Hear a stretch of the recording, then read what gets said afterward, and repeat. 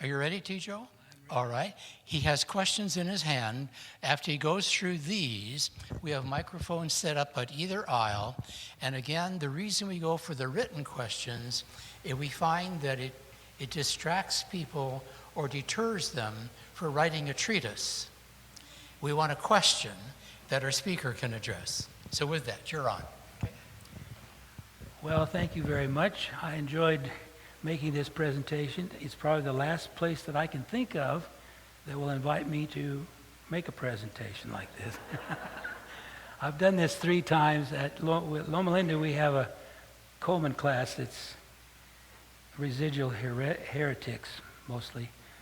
And then at the Green Lake Church in Seattle, and I can't think of any other place where I might make a presentation like this than here, and you're a wonderful group of people. Okay, well, right away, we've got some interesting questions. Did the Mormons with their health message influence EGW at all?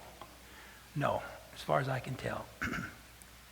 Maybe they did, but I have no information to that effect. Now, the Mormons, of course, practice a very strong health principled religion as well. But Joseph Smith refers to hot drinks, which is implied to mean coffee, tea. They're down on alcohol, as you know, and tobacco, but they do permit, or they don't talk very vigorously against flesh foods, but they discourage flesh foods. The Mormons live about equal to the longevity of the Adventists, as far as I know. But that might be because they're high elevation and vitamin D or something like this. I see Brian's here. I wish Brian would talk to you about the health message, and because he's got some insights that would be very useful to us here. Okay, McMahon made a mess of his topic. Will you write a much better book to get it right? Well, I wouldn't embark upon a career or an ambition of his nature. I don't believe that you can take these complex 19th century statements and make them into something that they're not. The way I look at it is, it's wonderful that Ellen White took care to promote the health message, but it's a little overstated, the mythology that she's behind our health program. It's really the pioneers. Everybody got behind the program and pushed it. Didn't Mrs. White state that she could not write books? Who did the writing for them? I'm not sure that she ever stated that she could not write books, but we do know that she had what we call the White College around her. Later on in life, there were about 15 people that made up her staff who assisted her in her writings. I'm convinced that James White would come home from his duties as the editor, and he was a tremendous writer. If you look at James White, he is really productive. He's writing for the Review, he's writing for the Health Reformer, he's writing for the Signs of the Times. He's very prolific, and plus he's preaching and dealing with all kinds of riff-raff issues that come up. I believe that he comes home typically like a husband does with a wife and says, you know, Ellen, I was reading the most fantastic thing about masturbation. And she says, well, what's that? And then he explains. And from that grows the topic of solitary vice. When did Mrs. White give up eating flesh foods, and why?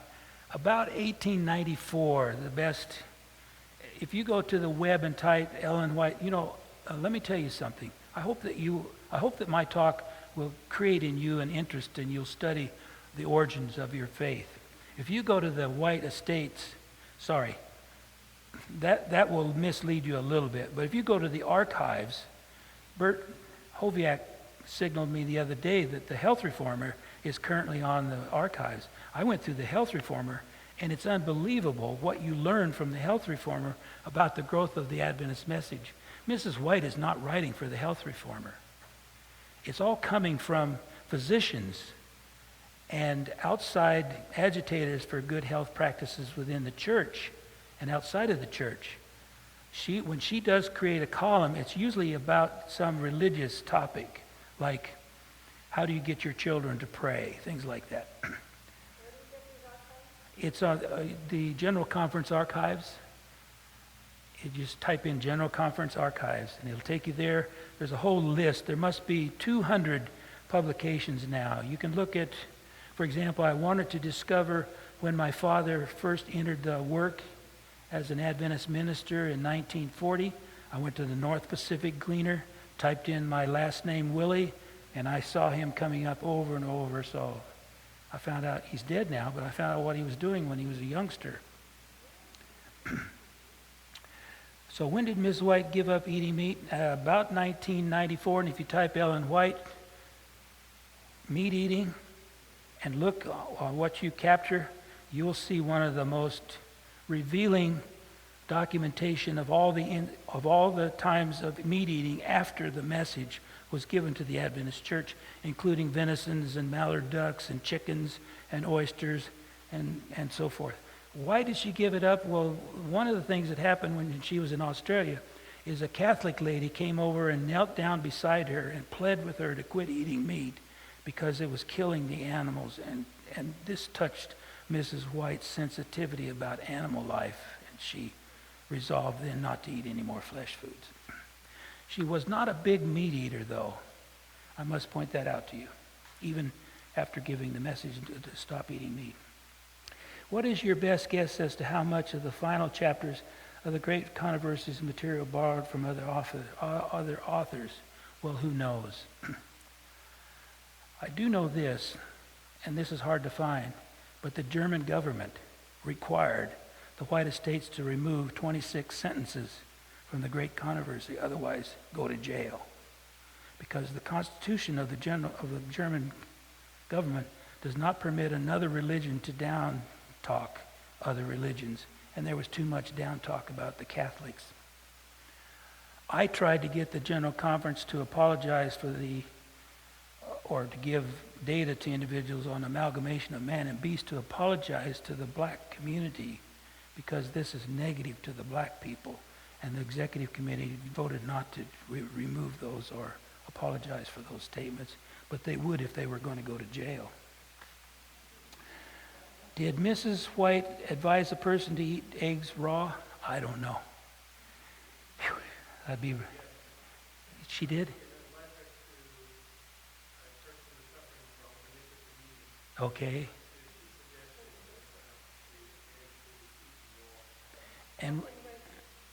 And was that also with a little wine?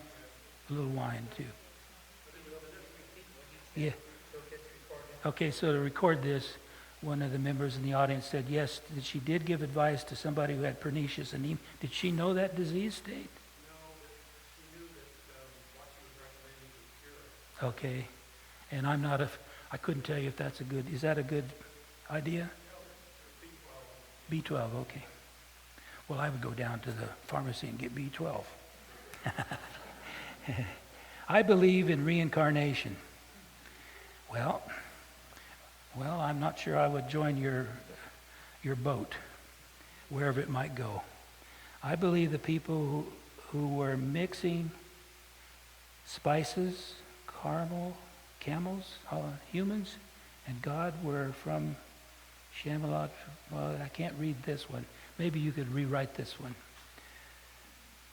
What is God's view? Part 2 of the question. Oh, adultery. I don't know anything about adultery. Hybrid people from aliens. Oh dear. I guess this question is not really designed for me. If Ellen G. White plagiarized from several sources, got many facts wrong, is supposedly inspired writing, and misrepresented what was inspired, should she still be considered a prophetess? You know, this is a question that I think we all should face, and it's what we need or believe. I'm a scientist. I let Clifford's Law guide me. Clifford's Law is, on the ethics of belief, you have an obligation to only believe those things for which you have evidentiary evidence and good logical reasoning. So if something points in a different direction, I am forced by my ethics of belief to abandon that viewpoint. And that's what guides my life. I find that that's very helpful, to have an ethics of belief. Will you demonstrate your kind of rheumatism? I guess this is in reference to those facts that I made up. So, sorry, but I made that whole story up about solitary vice. Actually, I don't think that's any worse what I did. So please forgive me. But it's not any worse than an apologist who comes to you and says something that's made up, any different than what I did, knowing what I was up to.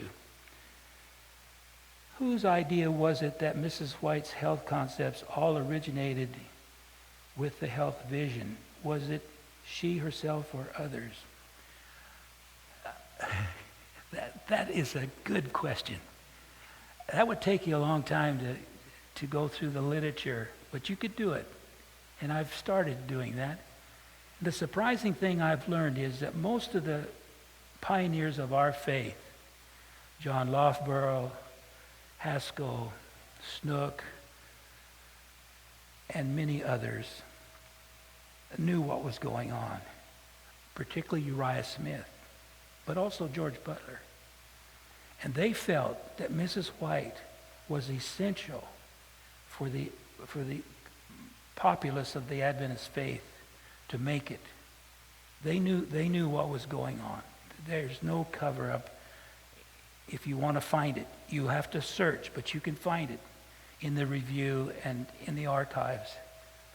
They knew, but they also, as Uriah Smith writes to D.N. Canwright, he says, I don't believe in the prophetess at all. I know what she does, particularly with regard to gossips. At one time, for example, she was shown a vision where the leaders of the church were meeting in Battle Creek over very important final events in the world's history, and then going to their hotel rooms and masturbating. I don't believe God would take time out of his busy schedule to make a voyeur out of Ellen White. She did that in order to, and you find this in Testimonies Volume 9, she did that in order to manipulate them. So there's certain things that I don't think fit very well in terms of being a prophetess. Does Mrs. White ever talk about good germs, like bacteria? Well, bacteria never really entered her consciousness. As far as I know, she did not talk about good germs. No, it's cancerous humors. It's cancerous humors before germ. Let me tell you something. If you wanted to make an effect on the Adventist community, during the time that Mrs. White had these visions, if God would have said to her, Mrs. White, here's a really good hint. If you take milk and heat it up to where it boils and then let it cool down, you will eliminate diphtheria and other issues that come up. Because the Adventists were used to thinking in terms of purification, perfection, that would have been a 50-year advance that would have really helped the movement. Because all the principles that Ellen White expresses throughout her writings were already existent in the literature and the community of health reformers. There's nothing new. There was not a single new idea that came through. But that would have been a really important new idea. And it would have been easy to have communicated. We would have made Adventists then the leader in the people looking to them, because it took another 50 years to determine through slow progress of scientific experimentation to identify that. Your statistics, 30% correct versus 98% incorrect. Is this on some set of whats? What is Mrs. White's average on the whys? The highest that she gets on the whys is about 45% when we get to messages, ministry of healing, but it's in the low 20s down in spiritual gifts. Now, think about this, you scientists in the audience. If the whats only represent 3 or 4 words, they're more likely to be correct than the whys, which are very wordy. So by the very nature of picking out whats, I've argued to Don McMahon, artificially Separating these sentences into whats and whys has created the opportunity for him to get more accurate whats than whys by the very nature of having fewer words.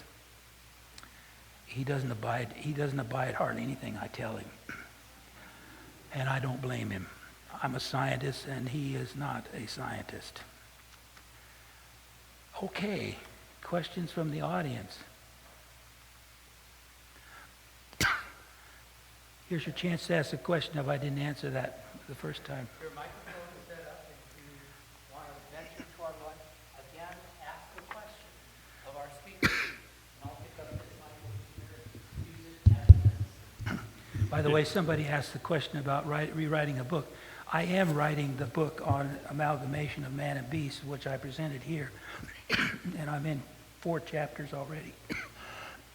And I believe that I can get a good publication and exposure of that topic, because I discovered since I was here last time that the origin of the amalgamation of man and beast springs from the 1864 re-election of Abraham Lincoln.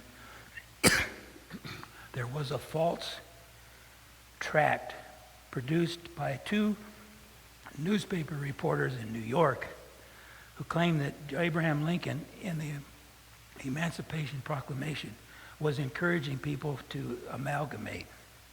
And this drove the population in America as the central theme of the re-election of Abraham Lincoln. And Ellen White is responding to that theme in her statement. Yes? Mine is not a question, but it's a thank you and congratulations to you.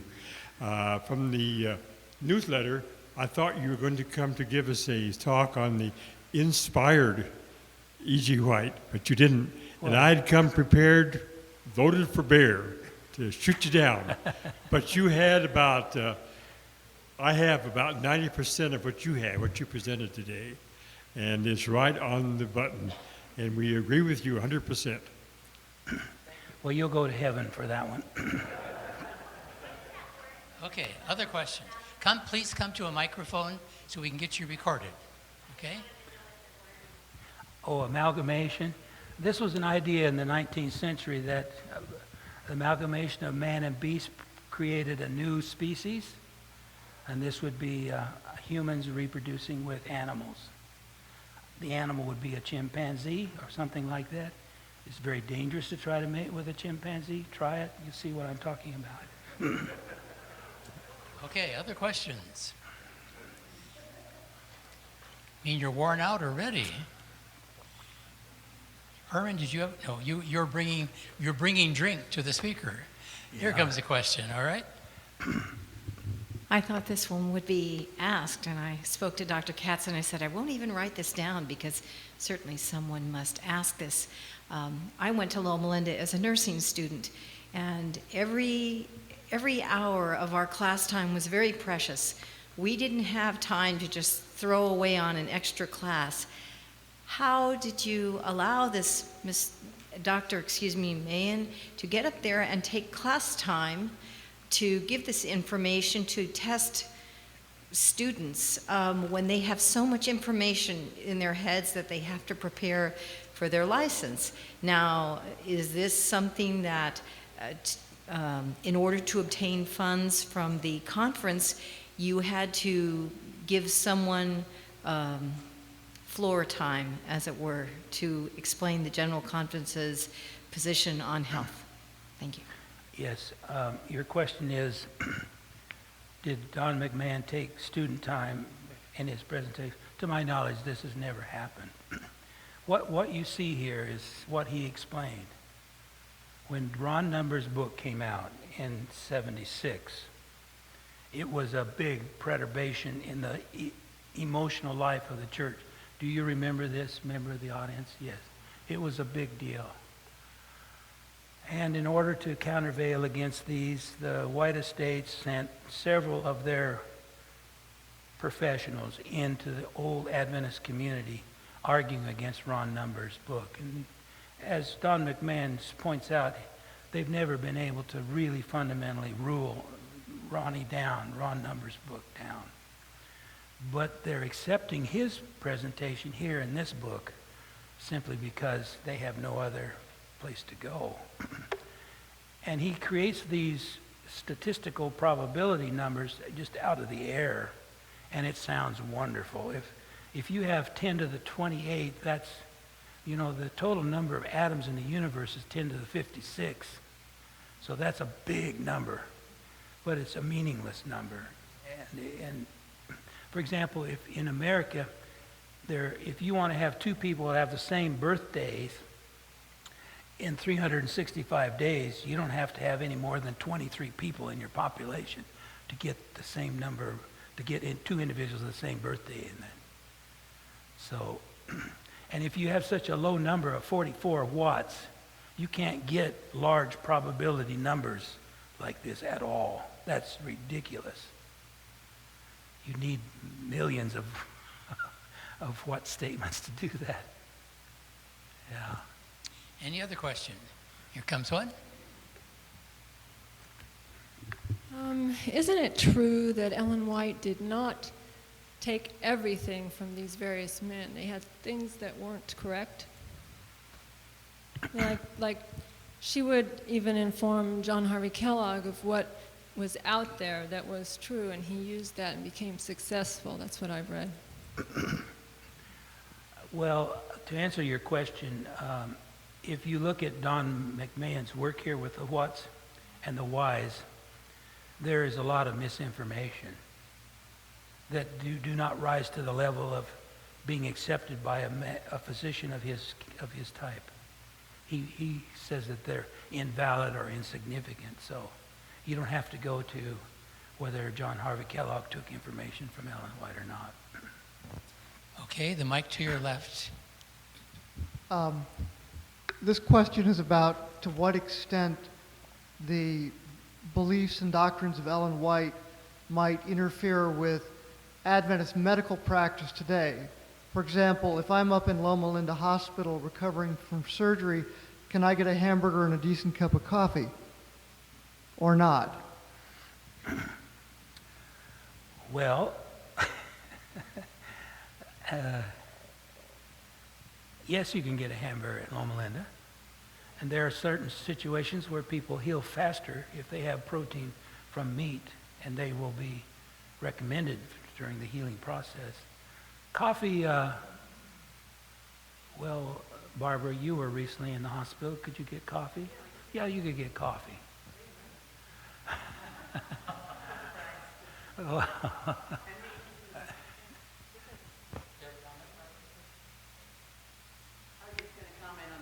Lady. One of the things that really surprised me about John Harvey Kellogg, he was very avant-garde in terms of his medical knowledge.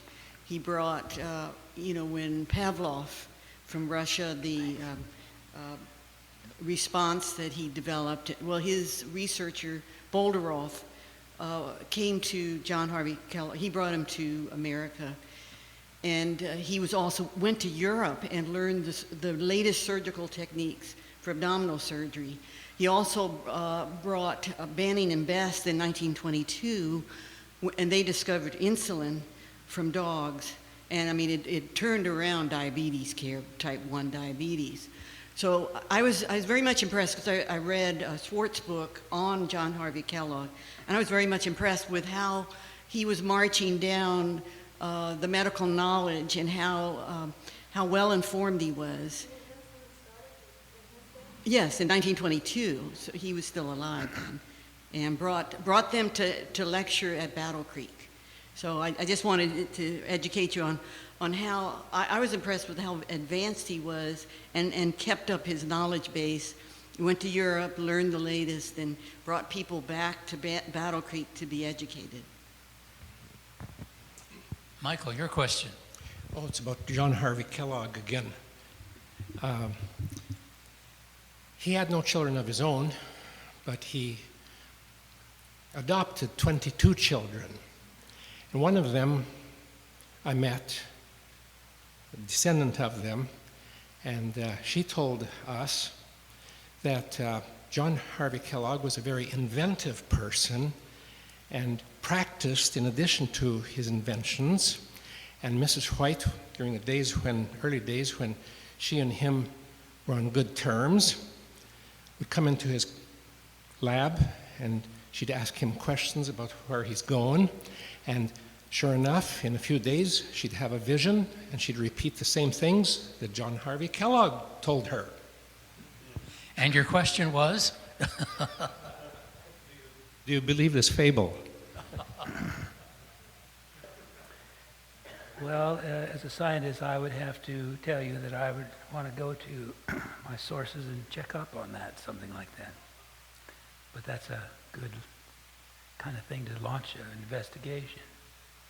John Harvey Kellogg left the Adventist Church in 1906. If you want to read a really classical explanation of what really happened, there were two stenographers at this interview, one from the General Conference and one from the Battle Creek Sanitarium, and you can read the words of what really took place with John Harvey Kellogg. It's a kind of a sad story in the history of the Adventist Church to have lost him. But there were others as well. In 1861, there was a brother to the Welcomes, Isaac Welcome, his brother Solomon. His son formed the pharmaceutical firm called Welcomes and Burroughs. He was a Seventh-day Adventist and was baptized by James White 1 year before the Millerite movement, before October 1822. Had he remained in the church, he was pushed out very similarly to John Harvey Kellogg. It may be likely that the pharmaceutical firm of Wells and Burroughs and Welcome might be part of the Okay, Adventist question to the mic to your left. Do you know if Pavlov's experiments were conducted on children? No, they probably, sorry. There were children where Pavlov's experiments were done in Russia on children in an insane asylum who were microcephalics to look and see if the classical conditioning held out in the basic core of the brain and the brain stem. So Actually, there were a lot of experiments done on children, and I'm one of them. Children were kept in boxes right here in America. well, Pavlov wasn't from America. Doesn't matter, they did the same experiments, and now they're using those things in order to control people. Brainwashing methods. Well, I have seen a movie that Ivan Pavlov did in Russia. He did come to America for about 2 weeks, but he did not do experiments here in America. All right, any other question? If not, would you like to tell our speaker thank you?